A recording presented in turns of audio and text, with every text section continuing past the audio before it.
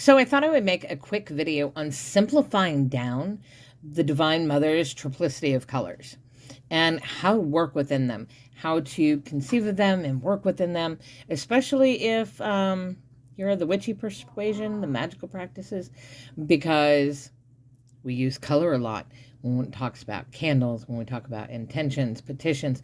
But even if you're not of the witchy persuasion, your prayers, they're petitions.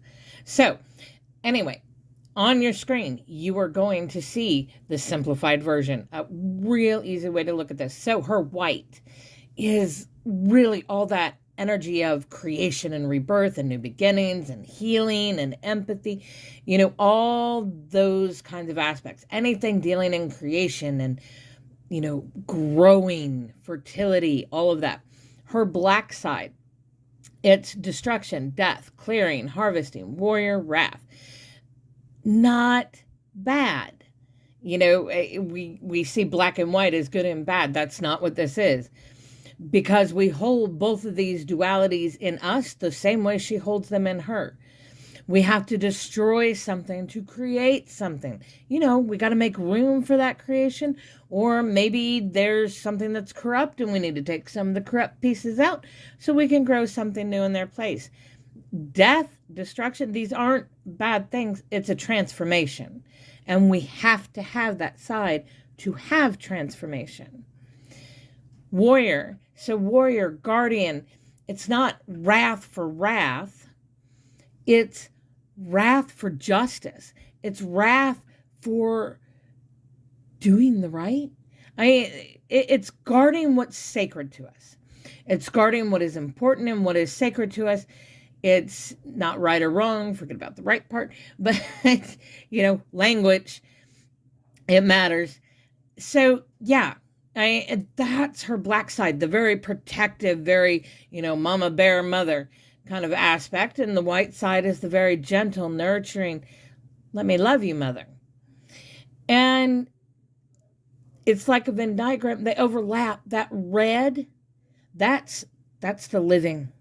That's the unity between both sides. That is where the duality of each side, because both sides are extreme sides. We need parts of both. Parts of both are in everything. And so with that, they overlap. The red changes. Sometimes we need a little bit more creation. Sometimes we need a little bit more clearing. Back and forth. It's not about living in an equal balance. It's about living in aligned balance. That means that red's going to move back and forth, and it's going to take up different sections, is a little more white, a little more black, or there are times where it's going to be equally balanced in the red. But the red is the living. It's the actual action of that unity. It's the expression of that unity. It is passion, desire, love, devotion, energy. It is the lifeblood of everything. It is our lifeblood. It is us moving and living. That's why the red is the primary, because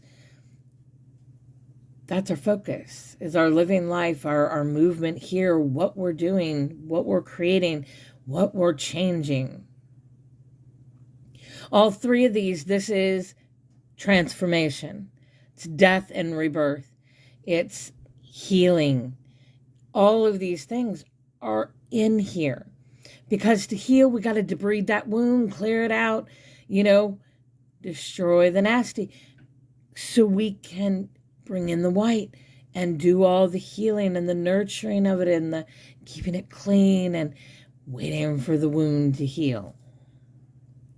So this is just a simplified way of looking at her trinity of colors and how to use them from a practical application, how to use them from a thinking standpoint, and how to see their reflection in us, because we hold all the same.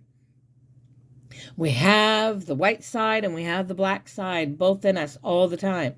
They are parts of us. And our red is how we move with them.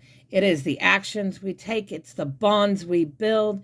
It's what drives us, and it's the unity between the two sides. It's the place where the two sides overlap, and we're using them to live, to further our lives, to create, to bring about whatever it is, your petition, your intention, your magic.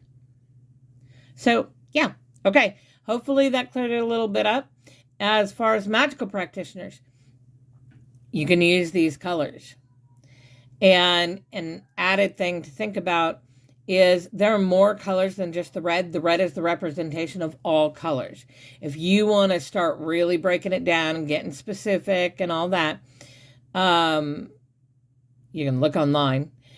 But really, what do those colors mean to you? What does yellow mean to you? What does green mean to you? What does pink mean to you?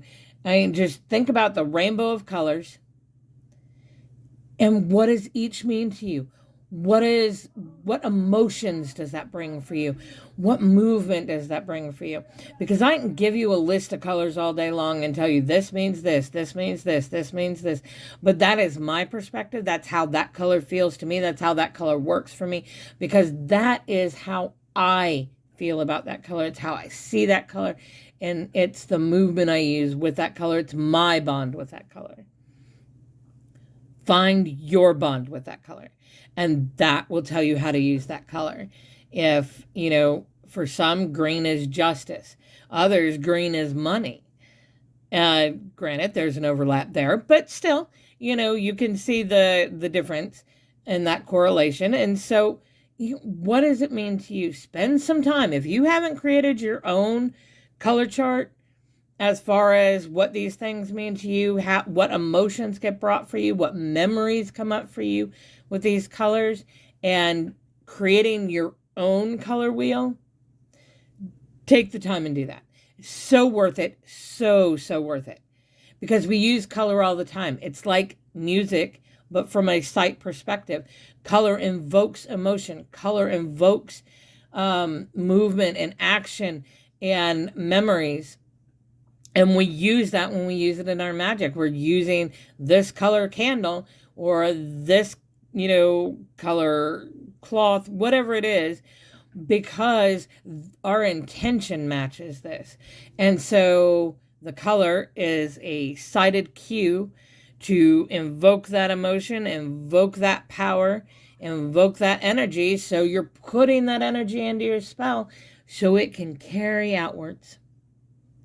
So yeah, that is the Divine Mother's triplicity of colors in a very more simplified form and way of looking at it. And I will do the Father of Worlds soon enough. All right, have a great one.